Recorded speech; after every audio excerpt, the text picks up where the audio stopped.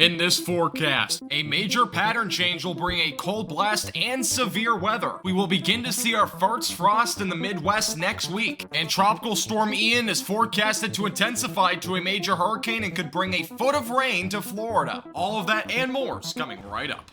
Let's first begin talking about the pattern change that's expected next week across the United States. Looking at the Northeast to begin with, we will see a pretty big pattern change up this direction, bringing the potential for severe weather tomorrow, along with a cold blast due to colder air coming out of Canada, which will play a big difference into what we're expecting next week in terms of weather. Here's a look at the jet stream heading into Tuesday. It becomes much stronger, and what this will do is not just bring cooler weather and storms to the Northeast, it will also be able to inhibit and really influence where Tropical Storm Ian tracks over the next several days. So this can play a massive part into the weather going into this upcoming week. Eventually heading into next weekend, we'll begin to see another similar pattern with the jet stream dipping again going into early next week. That might bring even more cooler weather and maybe even some more storms to the Northeast. Taking a look at the temperatures over the next several days, the blues represent below average temperatures, reds represent above average temperatures. We will be staying well above average across the western United States, but one thing to note going into early this week, we will see a lot of cooler air coming into areas like the Midwest along with the Ohio Valley. So going into late this week, we'll begin to see that cooler weather start to kind of dissipate. We'll see some more heat kind of return,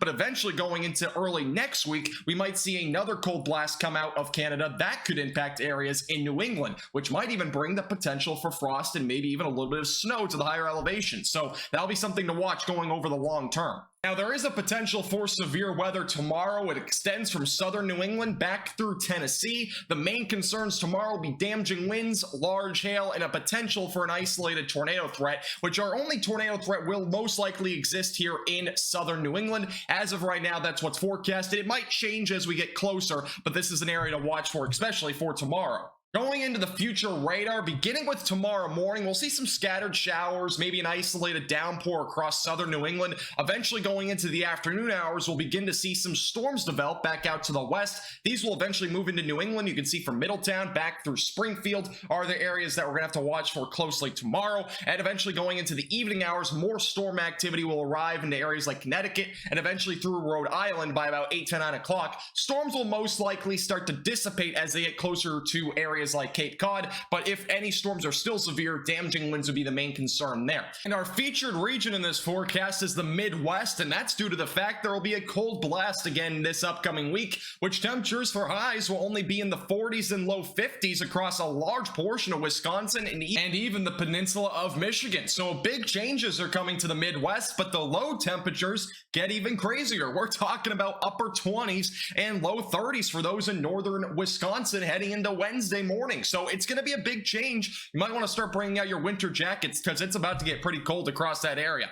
All right, let's hop into the tropics. We have a lot to talk about with Tropical Storm Ian. It has formed in the Caribbean overnight. We are now beginning to see a lot of convection with this system. The shear is also weakening, which means we are beginning to see more organization with this storm. Now, looking at the National Hurricane Center's track over the next several days, there's a lot of confidence that this will impact areas like Jamaica and eventually going towards Cuba going into most likely early next week. Now, one thing to note here is that it most likely will become a major hurricane potentially as early as Monday night into Tuesday morning. So that's our time frame as of right now for it to become a major hurricane. From there, there's a large area of uncertainty that goes from the Florida Panhandle all the way back through southern Florida. Now, I do expect this to be condensed a little bit. My overall thinking is that the best chance of this making landfall anywhere in Florida will probably be from about here, so just south of Tampa, back through probably the panhandle of Florida. So I don't think it'll make landfall in southern Florida. However, there will likely be some pretty significant impacts there in terms of maybe some flooding, extreme winds, and maybe even some storm surge. Now, the tracks of this from every computer model combined, this is what we call the spaghetti models. It indicates where computer models are bringing this system, at least the eye of the storm. It is a wide variety still. It ranges again from the panhandle back through about Tampa, which most of them as of now are still leaning towards a landfall somewhere along the west coast, which would be from about Tampa and just off to the north. Now, one thing to keep in mind though is that we could see this go even further to the west, maybe towards areas in the panhandle. So this will be an area to watch again going into potentially early next week. And landfall as of right now is forecasted to be between Tuesday to Thursday morning, depending on where it goes in Florida.